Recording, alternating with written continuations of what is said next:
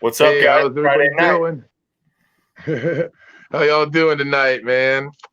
Good. You've reached the Sprout and Dusty show, and sitting next to Dusty is Mr. Cody Carrillo.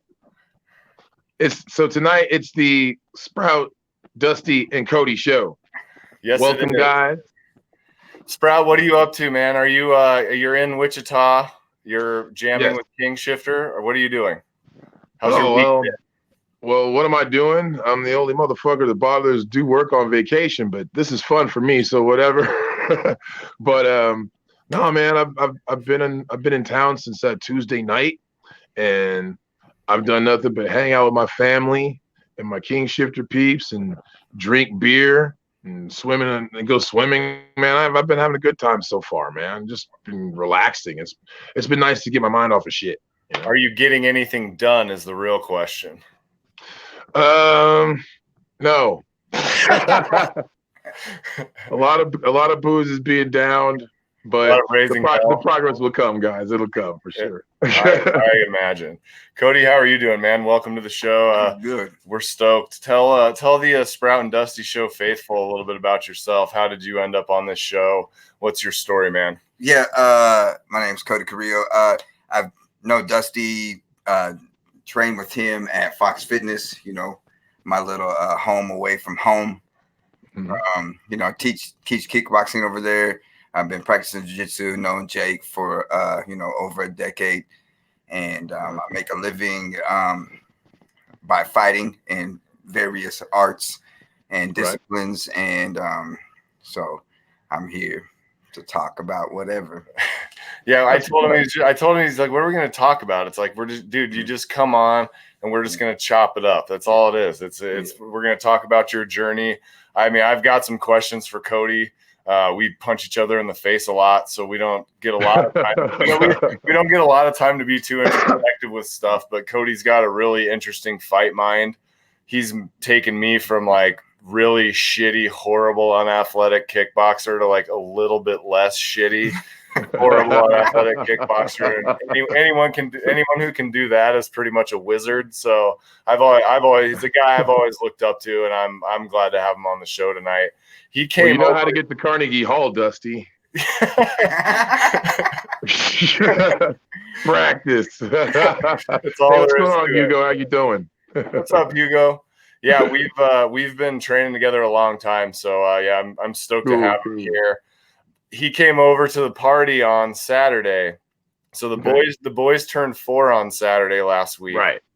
And we had a freaking rager at our house. Like I called him, I called off the. I saw the pictures, man. All the big guns, and we had some friends over that had never been to a Latin or Mexican themed birthday party because my wife's my wife's Nicaraguan from Central America, and those are fun, man. Those are a lot more fun than most of the birthday parties I've been to. I knew what to expect, but I had some friends that came over and they didn't really know what to expect, and so when the piñata started. And then the piñata videos are funny, man. If you're not following me on Instagram, it's worth following me just to see the piñata videos. They're funny. Kids go. You can almost tell which kids are like the most maladjusted right away because they're just raging out on that thing. My stepdaughter went on that thing, and I thought she was gonna crush. We had to had to break it up. It was fucking awesome. Yeah, but my neighbors' faces that had never been to a party like that, they're just like, there's candy. Oh my god! There's a little bit of candy on the ground, and there's like a broken PVC pipe, and these kids are like, "I'll risk my life for that candy." Yes, right. Like, I'll risk my life for that candy. Like, nah, get back.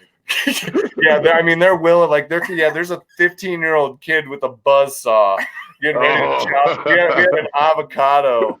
We had an avocado piñata, and Cody's son came up during the party, and he's like, "You guys have a guacamole piñata?" And he's like, they couldn't wait. They couldn't wait to just crack that thing. And when we finally hung that thing up, man, it was no holds barred. Those kids were willing to die.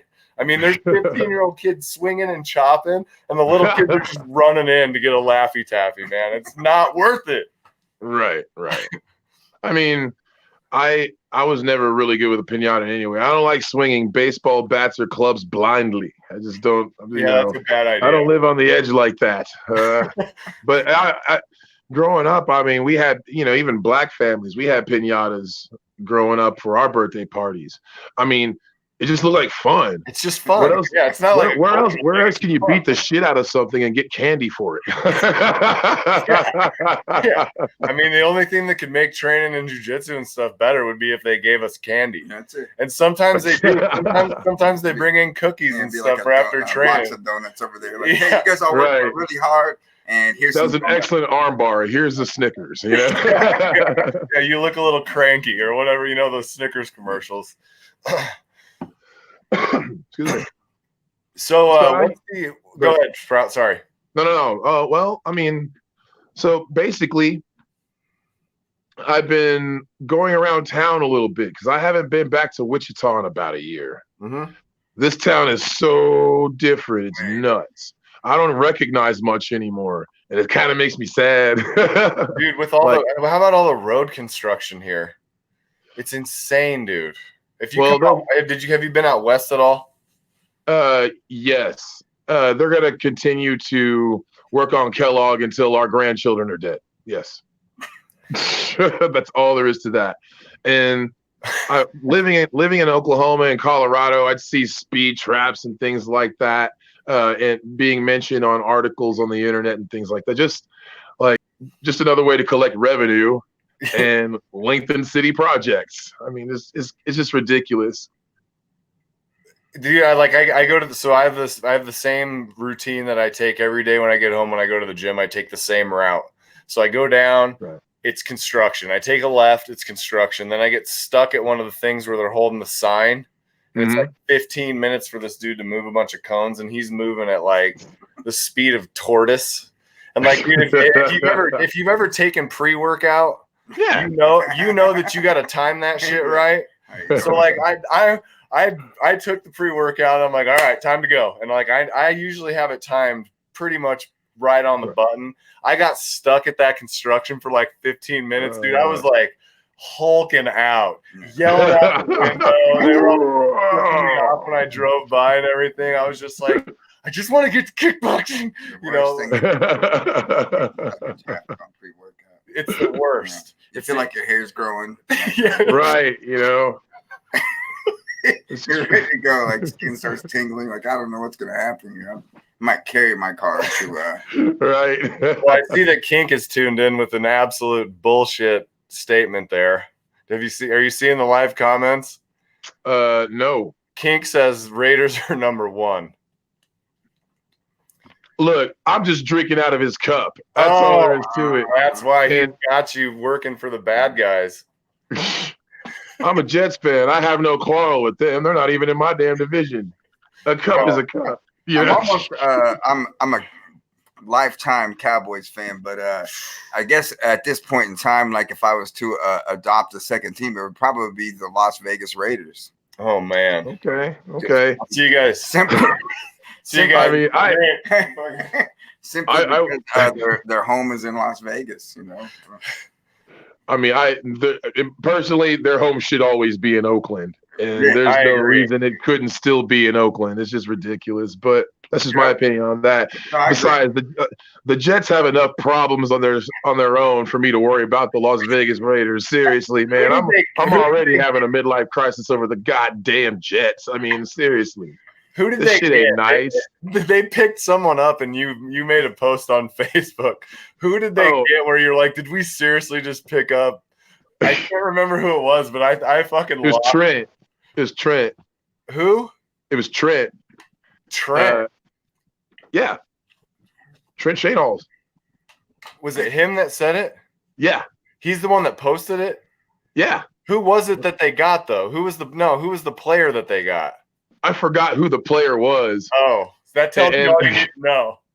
That tells you all you need to know. You don't even remember the guy's name that they got. They're like the bad. The Jets suck so bad. You're not going to remember that guy's name right now. It sucks. Like, I just I knew this, whatever it was, if I can remember the person's name, the pick was shitty. I was like, man, what else is new? What else is new? Jets. I expect nothing less but underachievement from my New York Jets. From top to I mean, bottom. I do the most cussing during the football season, and it's all because of the Jets. I should just stop watching. I'm gonna have a heart attack before 45 watching the Jets, man. It's ridiculous. Well, yeah, I can't. I don't know, man. I just can't. I can't watch a Jets game with much enthusiasm. I'm sorry. They haven't been very exciting. But you know what is exciting? Being sponsored by Big Fish Bail Bonds. Big Fish Bail Bonds has got all your needs. Your number one choice in Wichita. If you do get into trouble, you need to call Big Fish Bail Bonds. The phone number is 316-262-4100. 24 hours a day, 7 days a week. Call Big Fish Bail Bonds because jail sucks. Big Fish Bail Bonds. There we go. Ooh, that's a nice looking coaster. That's a great commercial. I mean, all you big time sponsors out there. What's that? You got the T-shirt on too. Yeah, I got the T-shirt on too. I got the new Sprout and Dusty Show T-shirt. The official tee, Sprout. I have them for you here, but you didn't make it here because you were trapped over there with those King Shifter hooligans. Spin around. You got the Big Fish on the back. Nice. We're official now, baby. We're official. I got koozie, all kinds of stuff. We're doing big time shit out here. And thank you guys for supporting the show, man. It's really important that you give us our responses, and every time you like the show, just let us know and share it with your friends and start watch parties, man. Get this thing going off right, man. We're growing surely but steadily. So, man, Thanks for being a part of all that. Yeah, it's been awesome, dude. We've you guys sharing the stuff and the watch parties and all that type of thing has really been helping us out too. It's got us out to some new ears. We've noticed a lot of different connections with people that we wouldn't have connected with otherwise had you not shared it in those groups. So that's a huge feather in our cap. If you guys can do that, if you're watching right now, please share it. Please start watch parties. Go connect with the original Sprout and Dusty Show stream, so you can comment on the show and we'll see those comments live. And if it's stupid enough or angry enough or sick enough, we might actually mention it on the show too. Which happens occasionally. Maniacs in here right now already. So yeah, we're just getting fired up. But Cody, what's the plan, man? What's next for you? As far as like martial arts are concerned, I'm always just looking. Like right now, it's just like the first thing that comes up, like right now, it's like if they call, it's like, hey, do you want to fight tomorrow?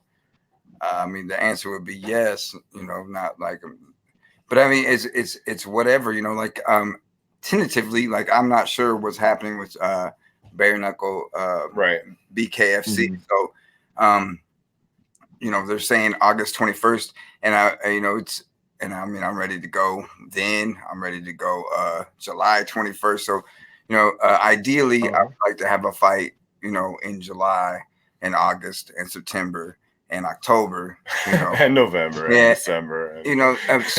Winter is a little bit slower for me, but for me, I just, I'm just kind of getting back into the swing of things with having other bodies in the gym. So, well, so with what's been going on, and you having that mentality of wanting to, at this point, take whatever comes your way just because you're eager to fight. I mean, is it easier or harder to stay ready for those things? It's been a real big challenge for me because the spring, before everything got shut down, is like where like the busiest time for me generally. So, by this point in time, June 26th or whatever the day is, I would have fought at least twice already, maybe 3 times.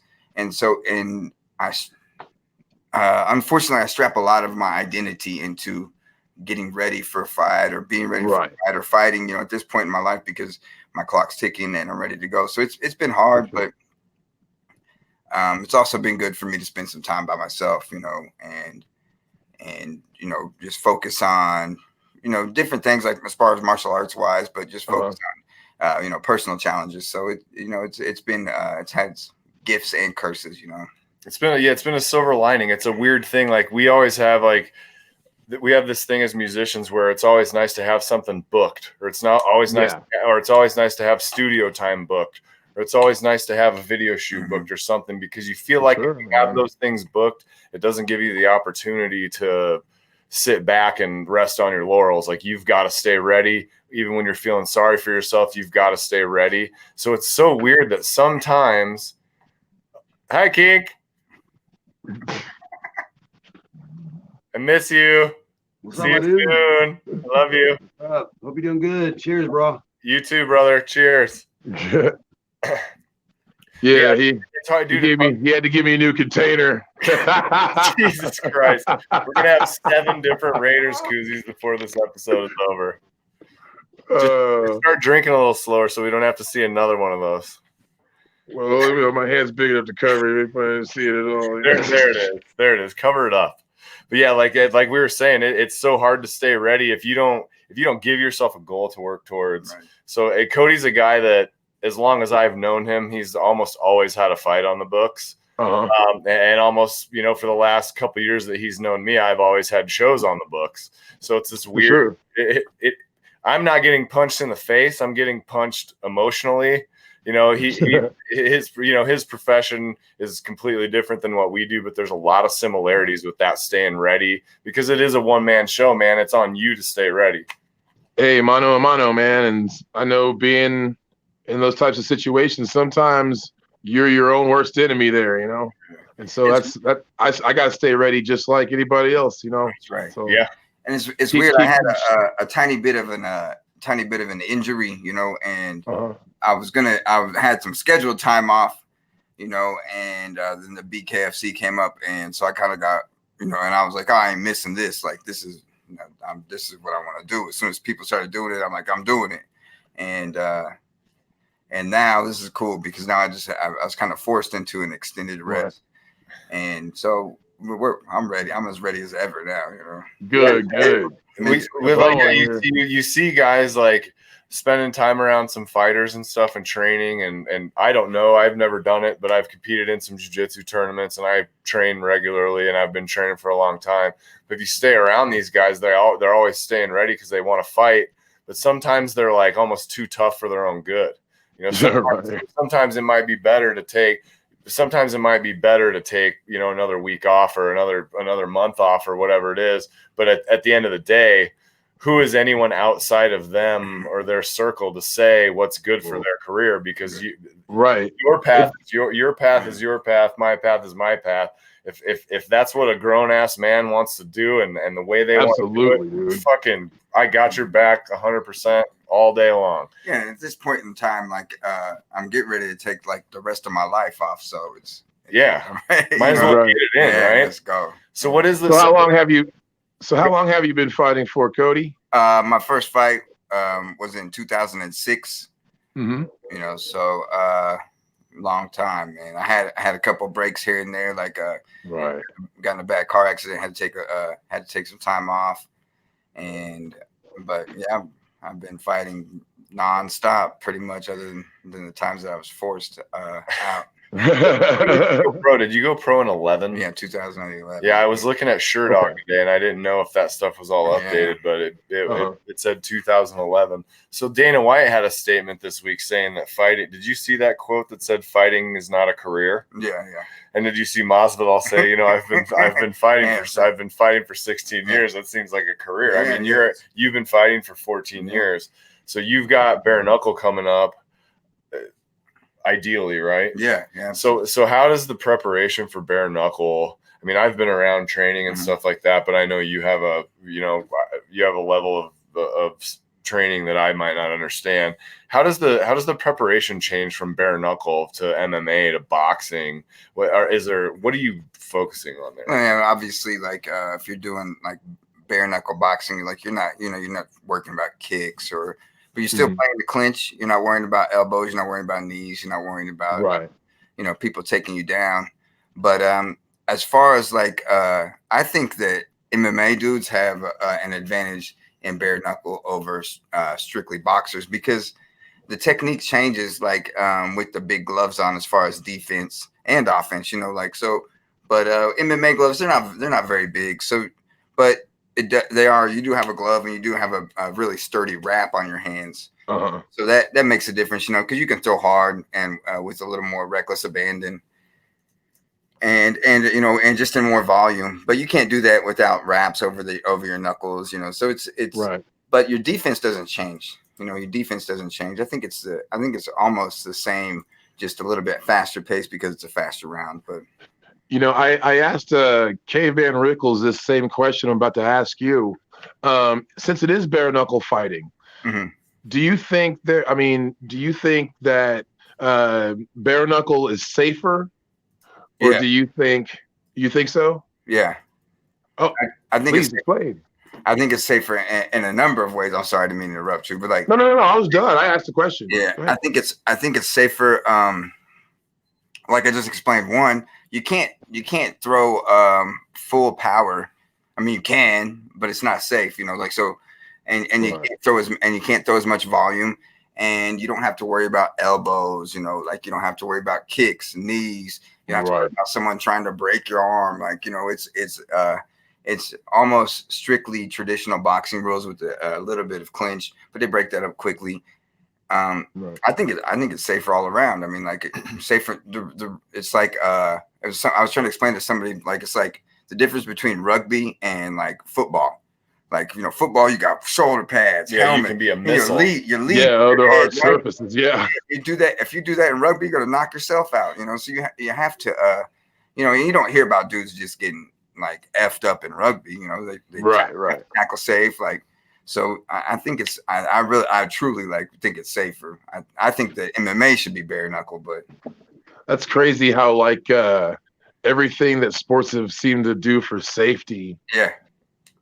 Only reduces the. It doesn't even reduce the risk. It's just best to do what you do, your sport natural, and be okay without all the gear. And this is weird, man. I was like, wow, but that's the resilience of a human, I guess. Yeah, they're creating they're basically creating technology for us to fuck ourselves up more. Right. You know what I mean? You're making me into thanks a lot, automobiles. I mean, I could be walking right now and living, but no. But you give me a helmet, I'm a real dumbass. You know what I mean? I'm willing to take a lot more risks. So it's the bare knuckle thing fascinates me though, because it seems like it's such a high stakes game, and I think a lot of people are really intimidated by the cosmetic damage. Yeah. You know what I mean?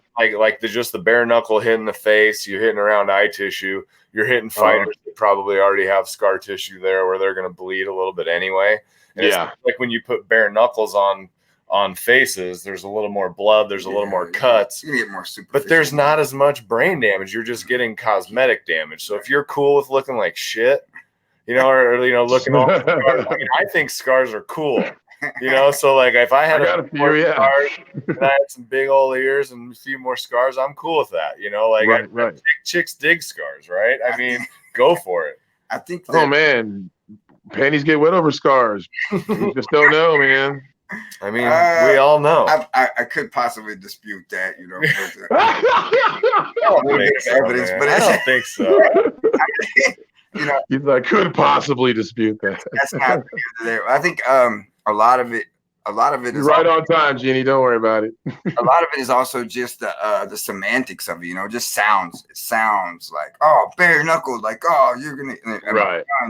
My son, he's like, this could be really dangerous, Poppy. I don't know, and he's been watching me fight since his whole life. He's sick. Right. So it's this could be really dangerous. Well, I mean, not any more dangerous than any other fight. I think I think that the origin of gloves for boxing was just to protect the fighter's hands, so and for the crowd, so the fight could last longer. So it's when you're going here and you're fighting bare knuckle, I think that I think it's much safer, honestly. So Hugo is asking, Cody, were you doing any training at home when the gyms were closed down? If so, did you have to be creative with your training at home? Yeah. Yes, I was doing some training at home. I actually I have a couple punching bags. I got a little battle rope, kettlebell. And you have to be creative. It's you know, I live near the river, so you get to run around and Right. you have to be creative just simply because you know, you're by yourself. So it's a whole different thing. You know, I can hit the bag. The bag is fine. You know, I'll do, you know, 10, 12 rounds in the bag. Right. But it's when I start getting into the other stuff. You know, you do the battle ropes, you do the kettlebell, you know, you do some lifting, you know, and about 3 weeks in, I hit a pretty good wall, like during the little quarantine or whatever it's called, stay-at-home order, and I just got bored. You know, it's like, so I would have to run just so I would know I finished my workout, so I come and run home.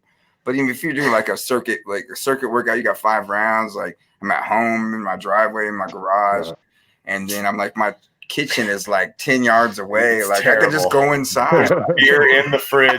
Yeah, there's a beer in the fridge in the garage, and I'm working out 2 feet from it, doing something I hate. Yeah. I just want to punch one in the fucking face. You just need you don't realize like how much you need.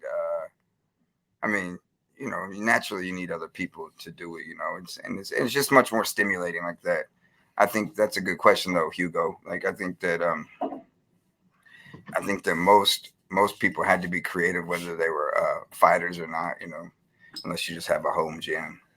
I know for me, like I did some kettlebell stuff. I did some running. I did some calisthenics. I did some shadow boxing. I did a lot. I actually spent a lot of time, like Cody's been training me in striking for a long time. And he's always told me, you know, look in a mirror.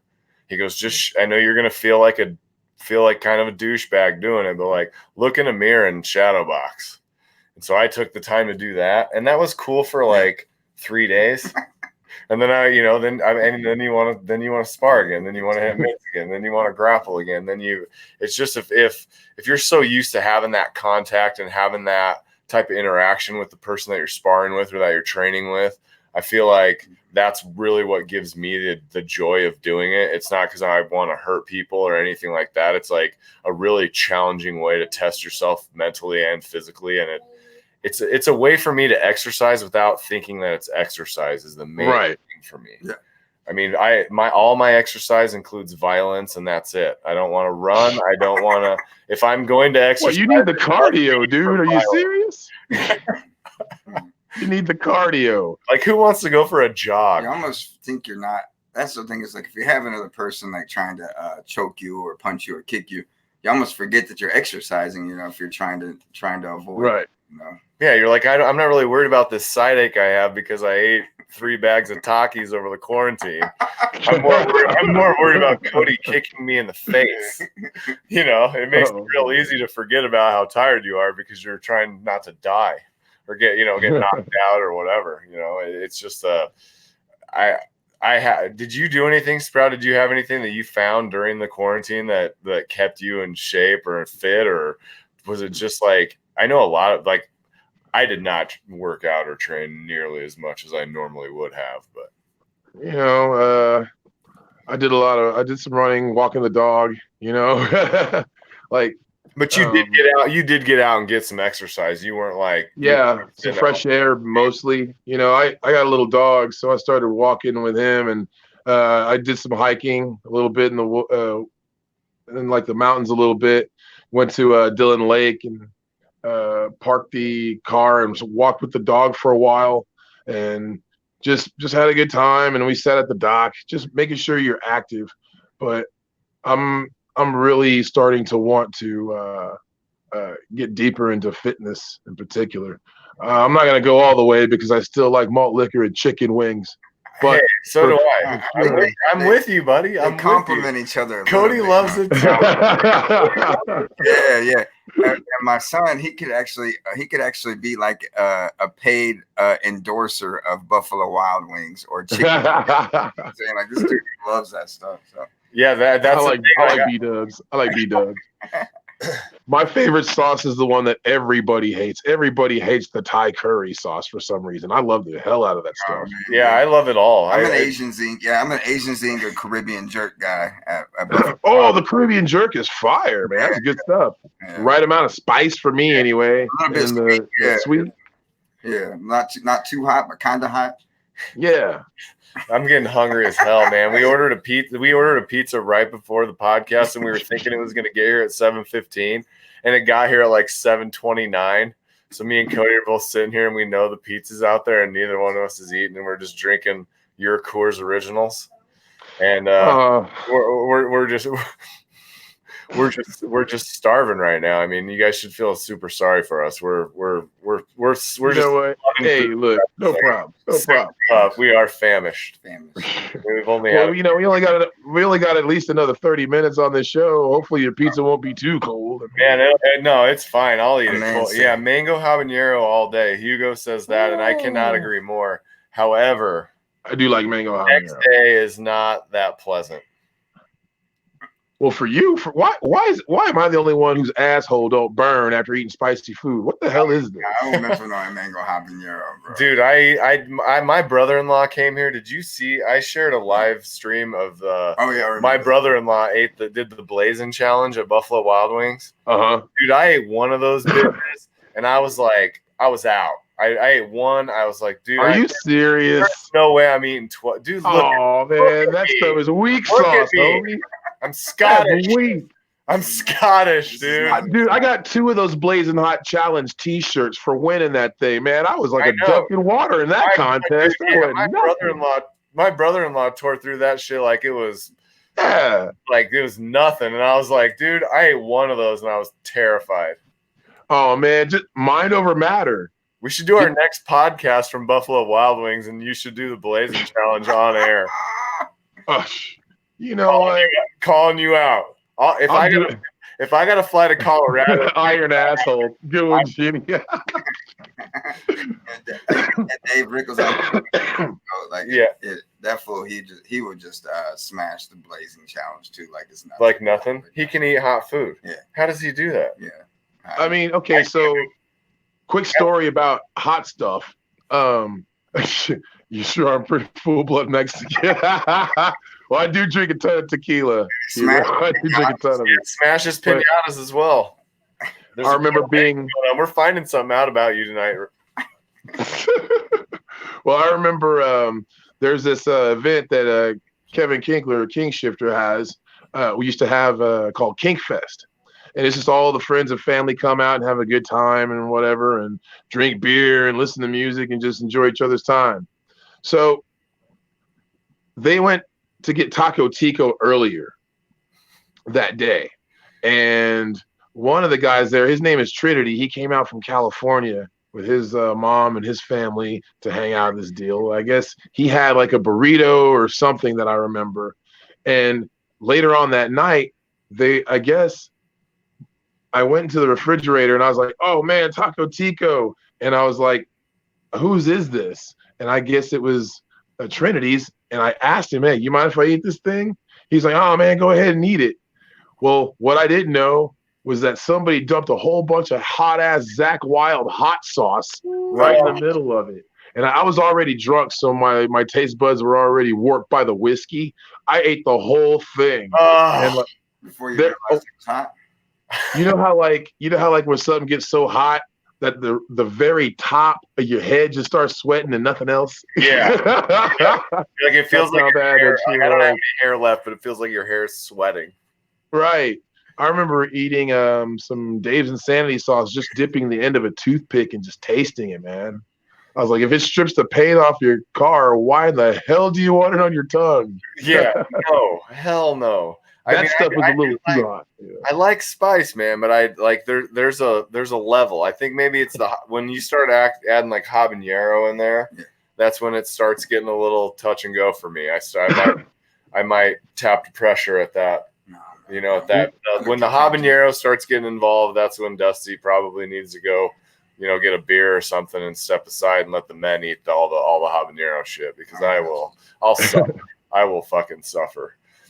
Oh man, it ain't all that bad. I mean, you like anymore. I just really want a good flavor. Yeah. Now I get the heat I desire with certain things because there's certain things I like that hot. Not everything, but it's really for me.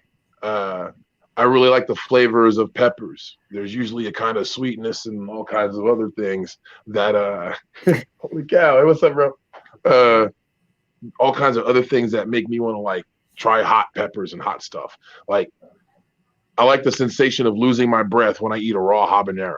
I do too. I have It's like, I have a buddy in Atlanta that has like this pepper garden, and we sit out there and drink, and be like, we'll just take a cooler full of beer out there and just start eating peppers off the tree. Some of them are hot, some of them are not. And like, I mean, you crush you can crush a 12-pack of beer in freaking half hour, because if you get a hot one, you better be pouring it on there, man. When it comes to hot stuff, I really am a glutton for punishment, man. It's just one of those deals. my wife sees me doing it, and she's like, "Look at you." She's like, "You're all sweaty." She's like, "Why are you doing that? Why are you're gonna make yourself so uncomfortable? This and that and the other thing." I'm like, "Because it's good. I don't care. I'm willing to suffer a little bit." Oh man, I used to work at this place called Sabor Latin Bar and Grill in Wichita. Oh yeah, and one of the cheapest items on the menu are these grouper fish tacos. I don't know if they still have them. I haven't been there in years myself. But anyway, there's this Dominican lady that would come in and she would order those tacos and she'd ask to make them spicy. And we didn't really have anything too spicy to give people on the regular other than jalapenos, and we use habaneros for certain other things. So we got tired of her complaining because she said these fish tacos weren't hot and spicy enough. Yeah. And I looked at the other line cook. I was like, you know what? To hell with this. We're gonna give this lady, we're gonna give her what she wants. So we took a whole habanero and 2 whole serranos and diced them up and put them on them tacos raw. I'm like, man, if this don't get her, I don't know what will. She sat there and we watched her eat those tacos, and she looked back at us and we made eye contact, and she was like, finally. I was like, well, why didn't you just ask? Could you please put this, raw peppers on there? Yeah. But her face was red. She was sweating, and she was blowing her nose at the table, or like, finally, yes, yes. So so people that don't know about Cody is a professional boxer. You've boxed professionally. You've kickboxed professionally. You've done MMA professionally. You've done professional jiu-jitsu. You're going to be a bare knuckler. Yeah. So you'll have, I mean, what other, you've done professional kickboxing, obviously. Yeah. So what's, if you had one preference, if you could pick one thing for the rest of your career, however long that is, whatever your plan is, if you had one style of fighting that you would prefer to compete in, what would it be? Yeah, I think it would be MMA. I just it's because I would just wait. I mean, if I chose one or the other, it would isolate everything else that I train. So a lot of the kickboxing, honestly, is just for lack of finding an MMA fight. So gotcha. I've been tough to match the last several years. So we do the kickboxing and I'm ready. Why do you think you're tough to match? To be a little bit frank, I'm just a lot better than my record is, so there's not a lot to gain by fighting me, like if you beat me, like, we're supposed to beat that guy, he's got the frowning record. If you lose to me, which is very likely, if you choose to stand up and strike, like, it's like, you lost that guy, was that. So like people like really handle it like a business, and that was a mistake that I haven't done. But you've always been like, this is one thing that I've come to learn about Cody, like in the last couple of years as we've gotten a little closer from the Jester video and all that type of stuff. Cody's always game to fight. Like right. He doesn't give a shit. He's not gonna wait. If he doesn't go, no, I'm not gonna take that one. I don't want to. I need an 8-week camp. Oh, you want your ass kicked? Let's do it. It's 10 days time into place. Hell yeah, just be ready. If it's 10 days from now in Delaware and it's a fucking bare knuckle fight, Cody will take it. Yeah, I've always known him. I've always known him to be that guy. And like he says, his record doesn't speak for that, because if you look on his record, some of the losses that he has, he's got Yuri Viafort on there. You got James Vick on there. You've got guys that are fighting in the UFC still. Right. I mean, there's no shame in losing to those type of guys. most of your losses are decisions. Yeah. And I've been at least 3 fights myself where you've gotten absolutely fucked, which I have. I have another topic to talk about, which is MMA judging. I would love to hear about what you think about that, but we can continue on this, and then we can get to that. But I've always admired the game, just being game to fight. Cody likes to fight. He's a fighter. He shows up, he makes weight, and he fucking fights, and he puts on a show. And that's it. And a fighter, for me, that's what I want. I don't want a guy that's sitting there managing and padding his record. And I understand the calculated approach to it. Yeah. And it's easy for me to say sitting on the sidelines. It's easy for a guy that's sitting on the sidelines, but I've dabbled enough to appreciate the gunslingers a little more. The fucking wild, wild west. Anytime, any place, anywhere, any style. I'm a fighter. I'm ready to fight. That's always been something that I've admired about Cody. So Cody, what inspires you to keep fighting at this point in your career, and what was your introduction into the fight world professionally? So what inspires me to keep going? I think I got a bunch of gas left in the tank, man. And recently I haven't trained as much physically as I used to, and lots of different things outside of the cage affect that, like the support circle, the people you're living with, if you live with someone who doesn't support you, in whatever you're doing, it makes it hard. It's over. Yeah. Yeah. So, and that's what I've been doing. I've been so I'm like a new man right now. I'm ready to go. And I'm rested and ready. He's smiling again. I haven't seen him smile like that for a little bit. I got some really special people around me supporting me, through whatever, and I'm ready to go. I mean, skill wise, technique wise, at the point of not sounding humble, I'm really, really far ahead of a lot of people around here, Okay. So, and that's not my style. I'm not saying, but I mean, I'm better than, I'm better than a lot of people. If I was, I can look at it from the outside, hey, he's better at this, sometimes so, and my introduction into fighting professionally is funny. I signed a pro contract, against this dude from Amarillo, Cody something. I forgot his last name. And I made weight on Friday. Okay. I got food poisoning on the way home. This is it. I got Oklahoma. So I made weight in Ponca City, ate, and I was with John Bryant, real good friend of mine, brother, and experienced banger warrior himself, and we stopped at this damn Brahms for whatever reason. And I got food poisoning on the way home, and I stayed in the gym then, and I had to cancel my fight. I lived in the gym, and I remember I was just in there, I can't move, and Kim Fox, who's she's like a medic in the Army.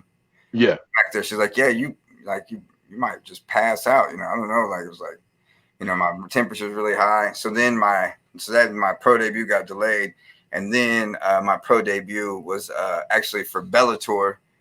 And man, I got knocked out. It was going really well until it wasn't, So and then that's how it usually goes. It was something I had to go back to the drawing board, and it was actually a loss. I went back and corrected, so that felt good to get that back. And then I've just been going, man. Ever since been ready, go multiple weights, for Vadas Lovers. I tried to make 135, didn't get there. Got as fought as Lovers regularly 145, 155 was kind of my home, but fought as high as 175, and just because it's right. They offer there's a reason, but there's a reason the record the way it is, but there's a reason that you still get the call. because the promoters and the people that are watching the fights and all that type of stuff, the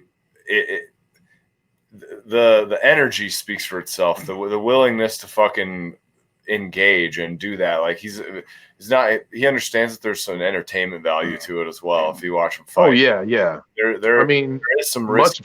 Much of a fight is entertainment. You know? Yeah, I'm entertained by violence. Yeah, absolutely. Who's not? But you see some people that just use whatever it is. Maybe it's wrestling or whatever. I'm not talking shit on anybody. I'm not in a position where I can talk shit on anybody. But you see guys that are very conservative with their style. And I understand that, and I understand that path, and I understand that management calculated path. But I'm not attracted to that path. As a fan of the fights, I want to see dudes out there showcasing their skill set, guns blazing. I mean, what are you in the gym hitting pads for 8 weeks, cracking with that person on your mind, with that dude just pumping through your blood while you're training, getting ready, beating up all your teammates, beating up your friends, and then you're going to go out there and just stall. Right. Like, nah. What are you walking into the arena for? Why put yourself through the torture? Like, go out there and fucking guns blazing, baby. I mean, right. That's what I want to see as a fan of the sport. I mean, I train, but I'm a fan of the sport too, and I want to see that. I'd love to see that.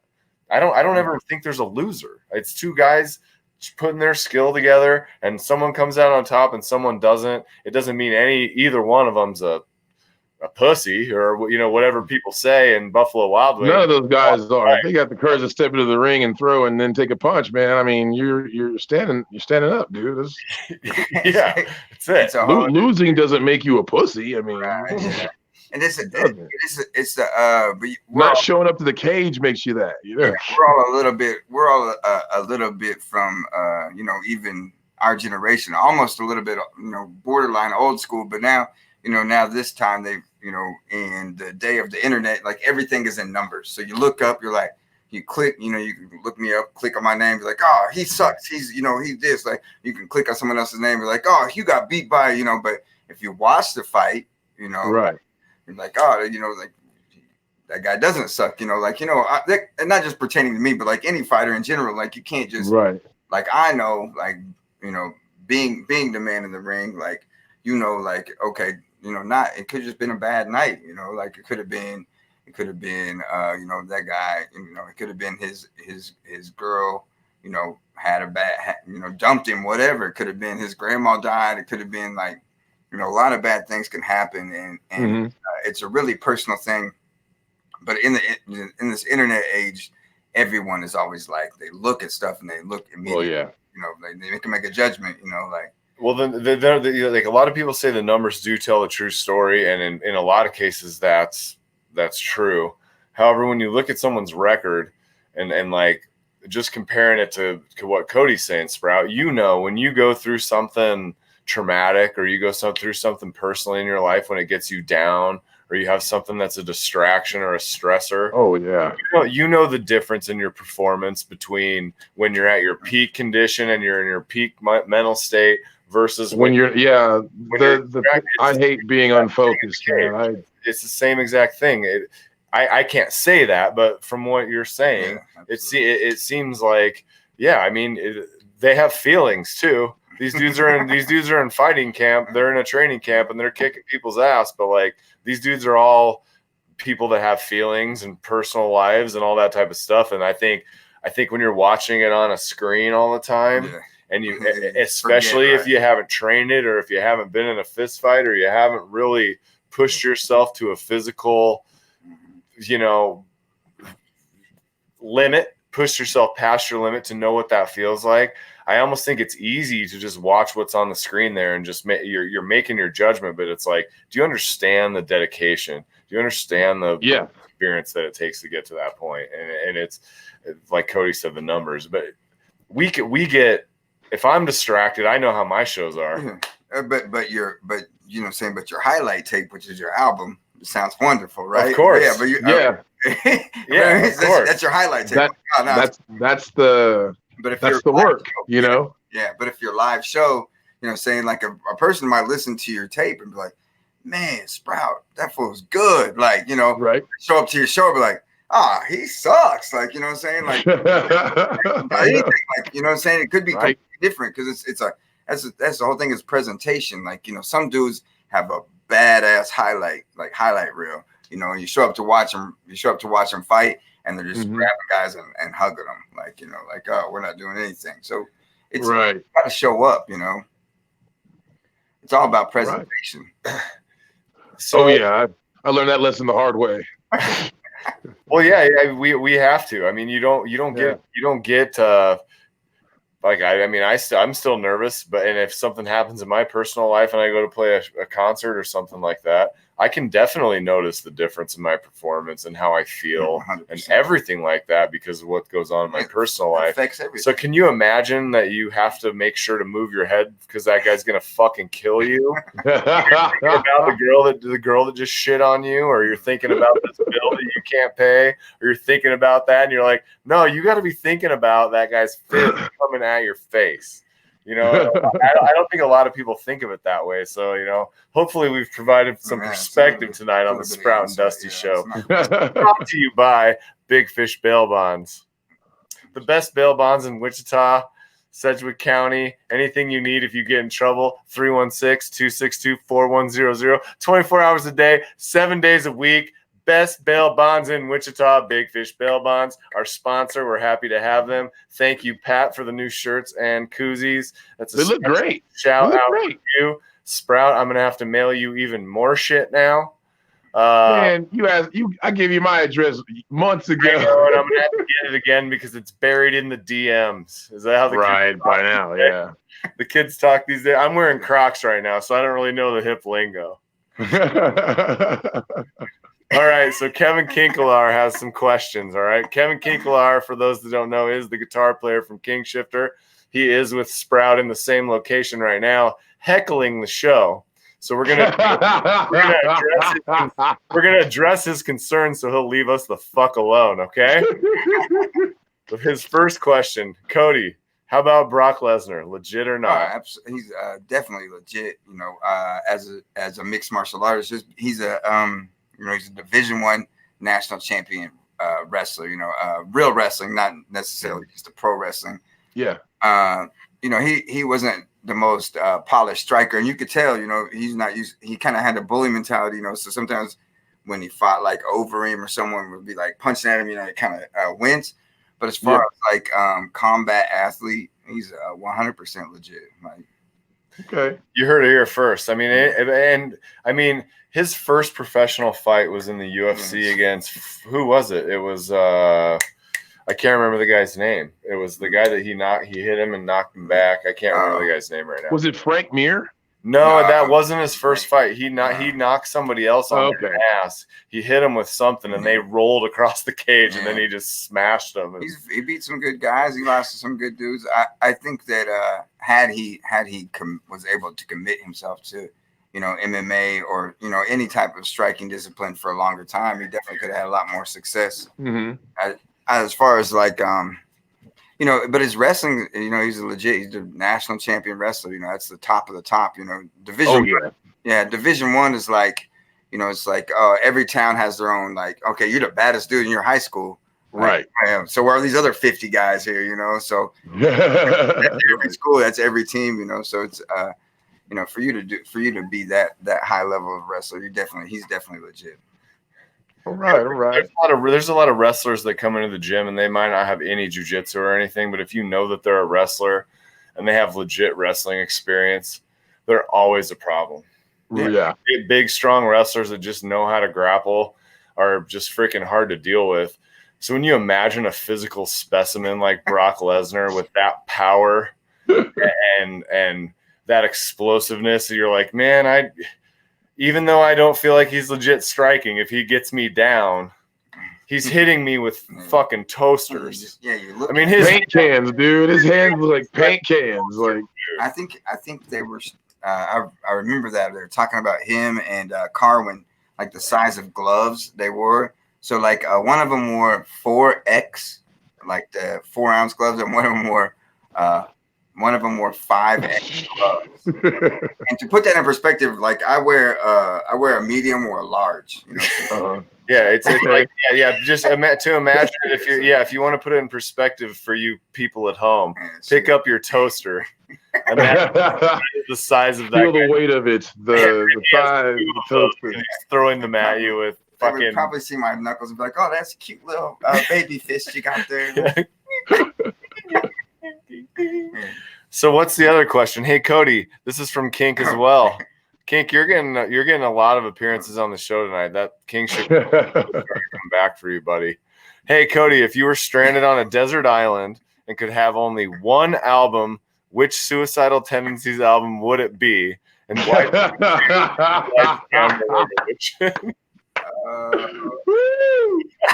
It doesn't do you.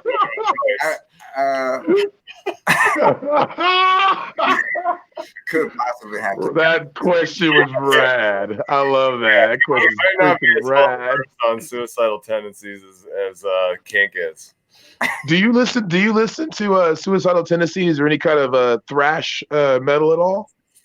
No, not particularly. No.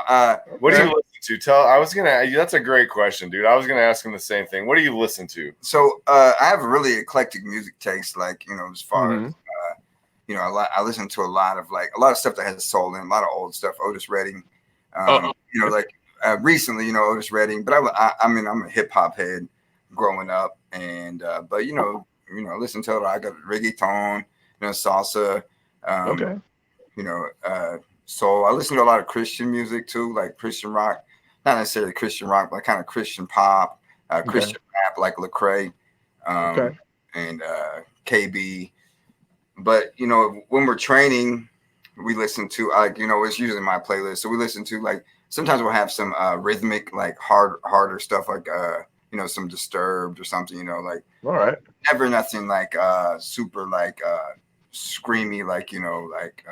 The only time we listen to the only time we listen to that shit is if me and Claudio get to kickboxing before Cody, and we pick. And then it's fit for an autopsy. Yeah,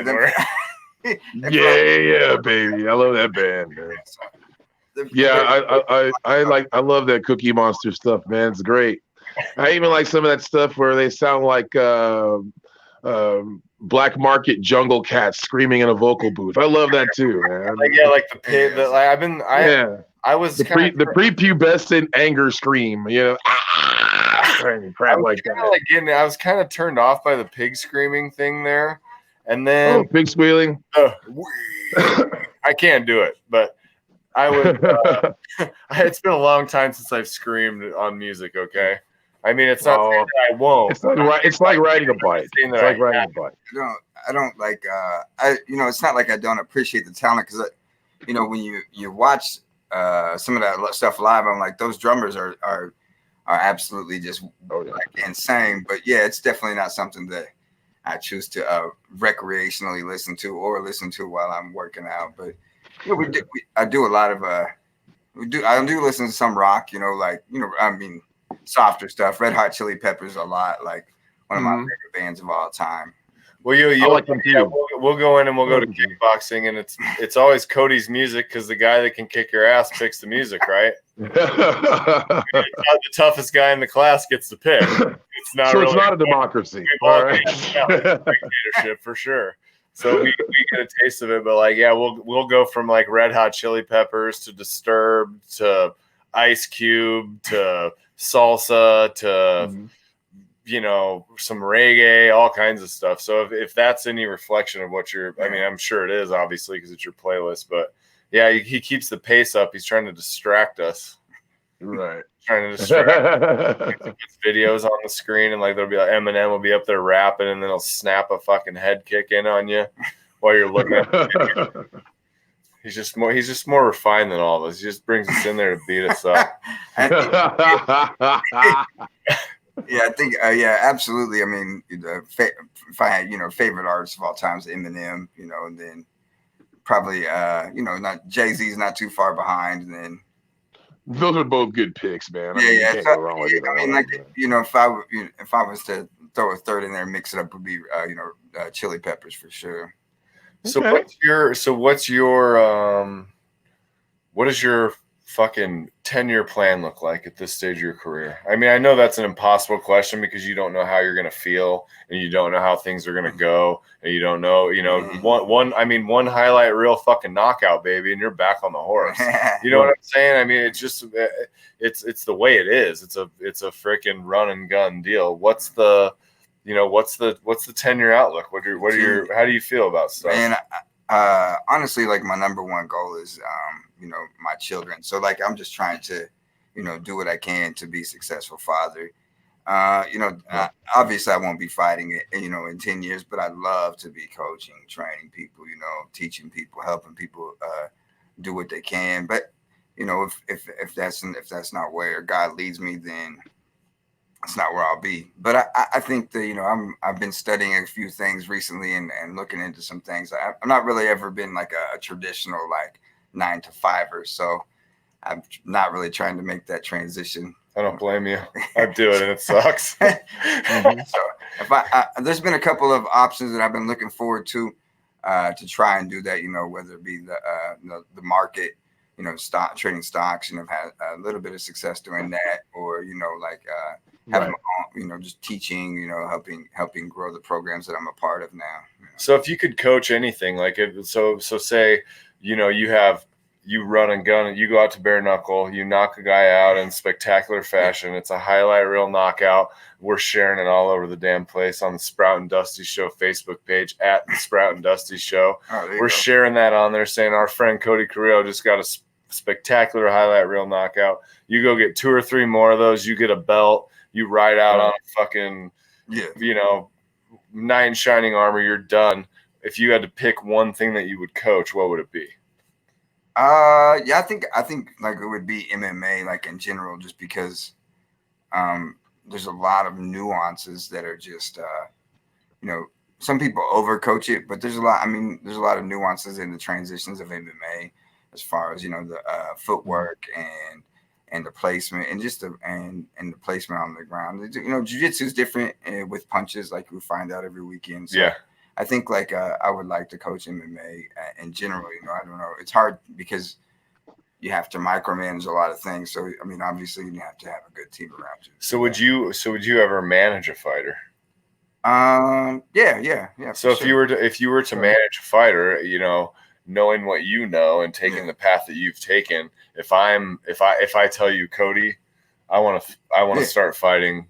I want to fight as soon as possible. I want you to manage me. What would be your guidance for me? Yeah, and I'm speaking to you now. You know me. You've trained with me for a long time. If I came to you and said, "Hey, I got offered some fights. I want you to be my manager, and I want you to be my main coach, my main training partner," what would be your guidance for me? For at you, my old ass age? You know what I'm saying. Just you know about it. You've been down that path. Like I feel like you'd be a great person to guide someone. So what would that be? My analysis for you, personally, Dusty, would be to practice more wrestling, right? So like that's a transition between the jiu-jitsu and the kickboxing. Striking is it's average, above average. Jiu-jitsu is good.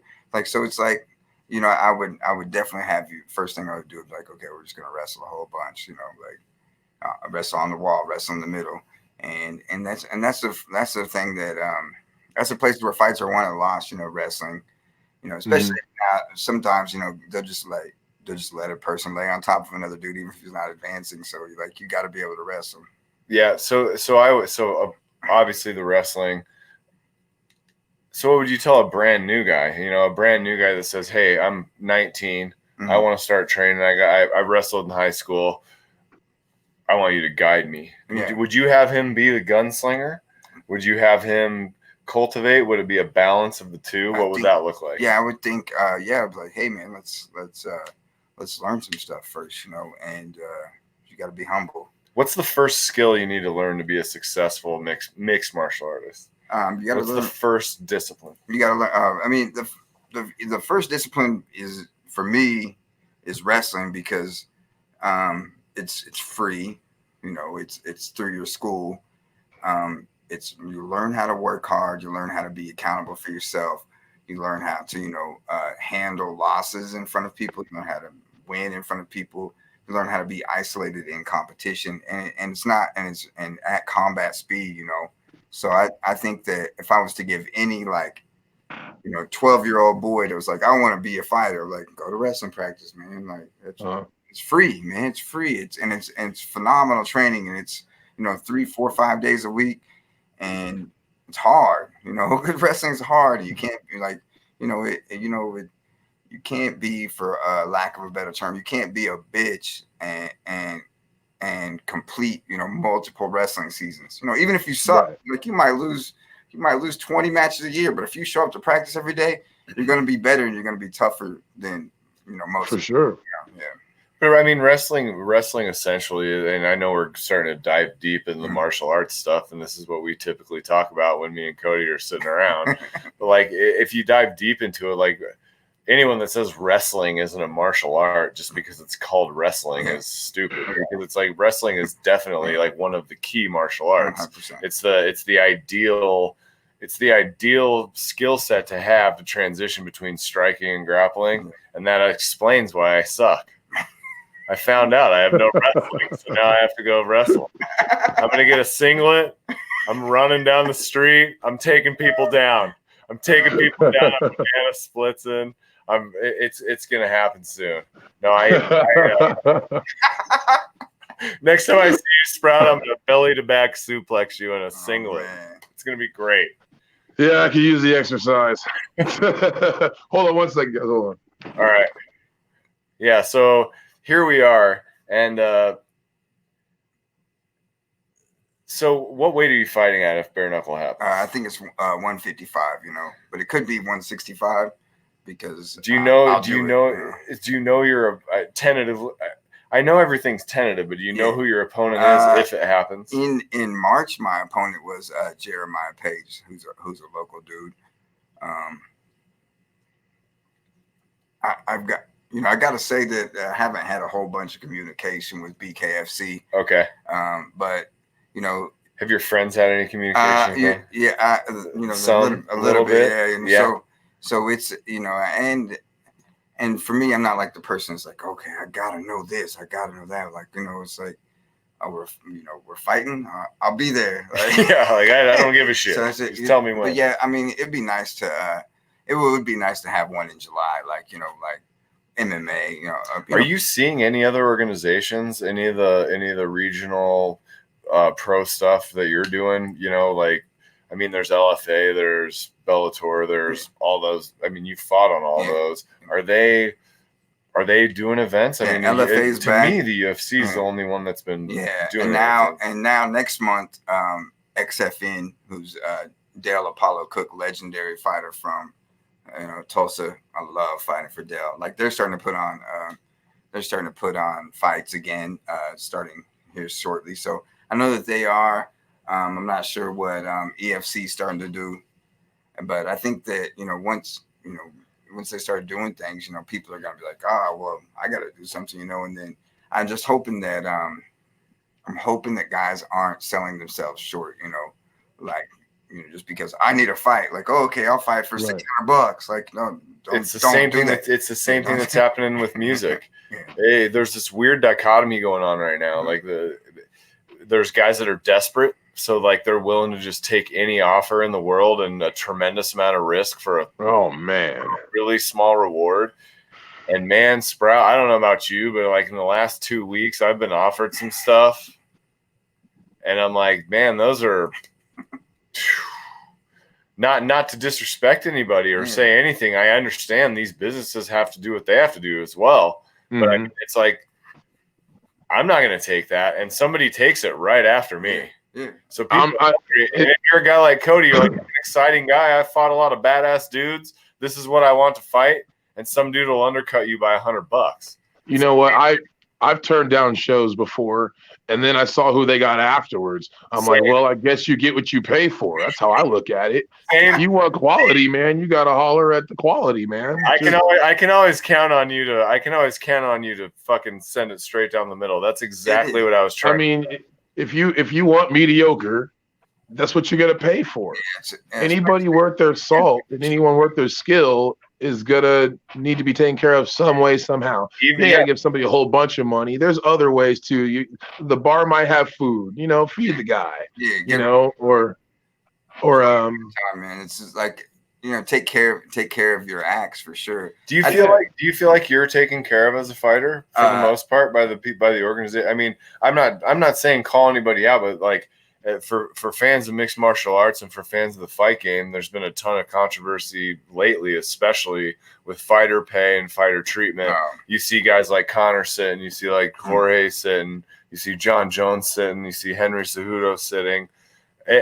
At your level, how do you feel like you're compensated for what you do? I think that at a local level, like the fighters get way bigger percentage than what the UFC guys get. Those guys, getting really, really small. It's sad how little of a percentage those dudes are getting. But at the local level, some of these promoters are barely clearing 1,000 or 2,000, and that might be what I'm clearing, right. So it's a whole different thing. But they do, like you said, it's sometimes they have the perks. You show up, and in Tulsa they have a beautiful hotel. You show up to the hotel, River Spirit. Yeah, River Spirit. You show there, they put you on the 26th floor. I've seen some fights there. Yeah. I've several times, man. It's a phenomenal show to fight. It's a phenomenal show to fight on. So they make you feel like royalty when you show up. You're fighting. They put you up in a room. They treat you good. They feed you. They give you a place to train. Treat you with respect. Especially like fighters. That's great to hear. Fighters who had been, people who had former fighters like Dale and Dave Rickles, like who are promoters. They take really good care of you because they know what you're going through, man. Right. And I had that goes a long way, man. Yeah, it seriously does go a long way. And like that. We had even on my last fight, Dave's really, really, he's my brother, man, close friend, training partners, like, over a decade. And last fight, dude missed weight by 6.5, 7 pounds.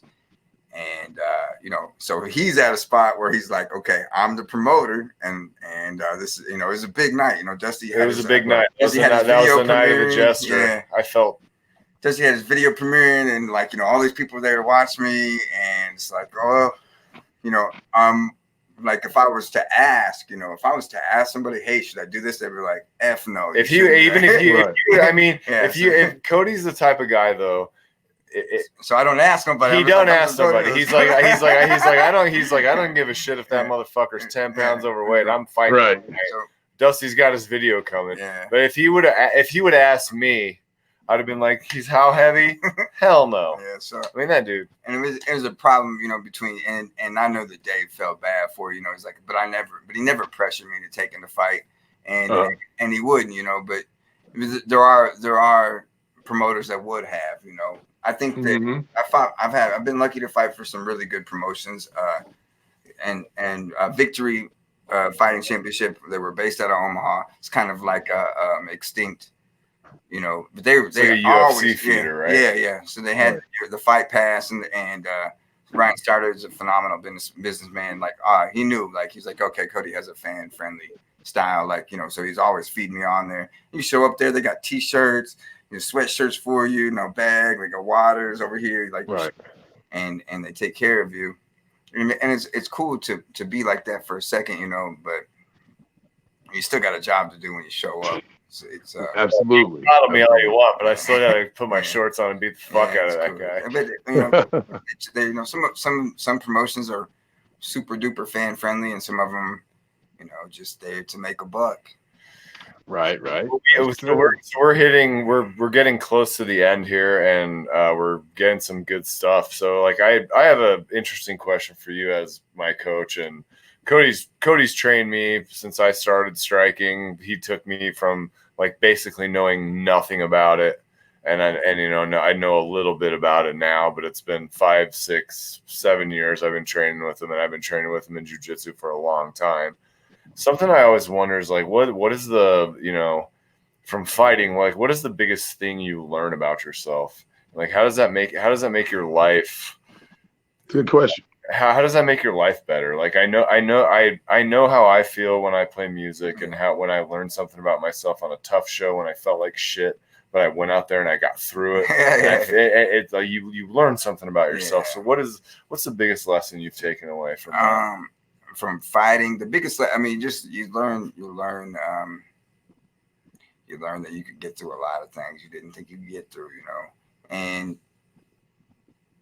the way that you run into a lot of problems, like not just in competition in the cage, you run into things like preparation leading up to it, the problems, like you might have your car break down on the way to the gym one day and then you have a fight, like, you learn that you just learn perseverance when you absolutely. Sometimes you might not have known that you had it, but you're like, oh, I got to now, like, so I'm ready to go, like, and you always, you find yourself like everybody, I don't care who they are, you always find yourself like at one point in time, like you're like, okay, what's going on? Can I do this? And you're like, right, I have to, and that's what it is. You like show up like every day, and you got to show up fight night, So when you show up for fight night and it's time to walk out there, and you're standing there and they're like, I go to the fights. I've seen you fight a ton of times. I've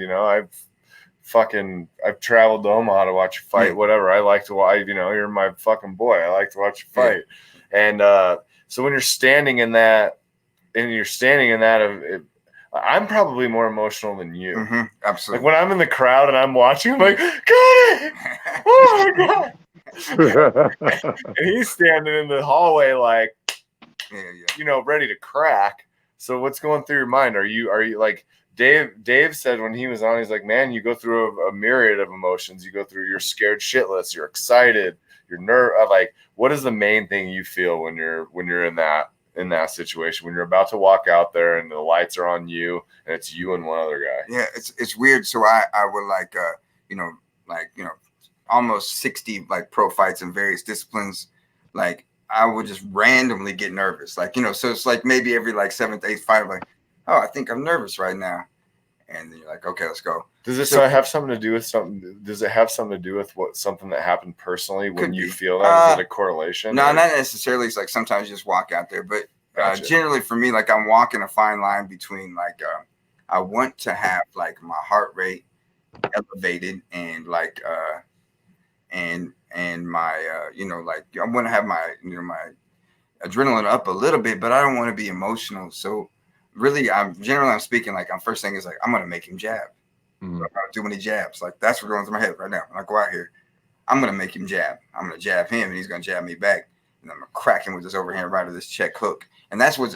So you're only thinking game plan. Yeah, you're not thinking. Oh my God, my fucking buddy's sitting over there. Oh my God, because that would be me. I'd be in the cage and be like, my dad's here. If I get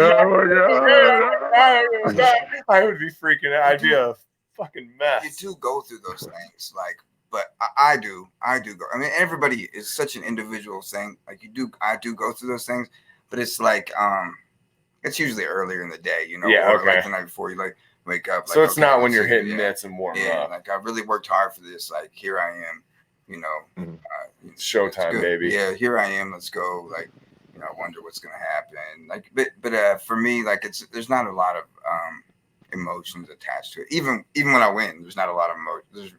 Later I'll feel great for whatever, but there's not a lot of them. Like some of these dudes, like, and they handle it completely different. They're like, Rob, this, oh, look at me, like, me. It's like, right. Is he okay? Like, I'm ready to go. Like that was cool. Thank you. Like, so it's everybody handles it differently, and I'm not I don't fall into like the stereotype, like the cookie cutter of all these other guys. Like just because. For me, it's really a martial art. Like I'm really a martial artist as opposed to a fighter, And you're a martial artist, but you're also an entertainer, and your fights speak for themselves. Yeah. I've been there. I've been in the crowd when Cody has a goddamn fucking slugfest with somebody, and it's just an exciting, high octane war. Win, lose, or draw. The whole crowd's going nuts, and people are just slugging it out. And I mean. Who better could there be to learn from, man? So, I mean, I know, Sprout, you got some shit to get to. Let's wrap it. I see those eyes bugging around. Man, Cody, you've been an amazing guest. Cody's been my coach, and he's been a guy that I've admired, and it's been great to have him on. He's a cool motherfucker, man. I like him, man. Big Fish Bail Bonds, you're amazing. Thanks for the shirts. Thanks for the koozies. We're going to give those to all of our guests. I'm going to mail those out and contact everyone that's been guests on the show.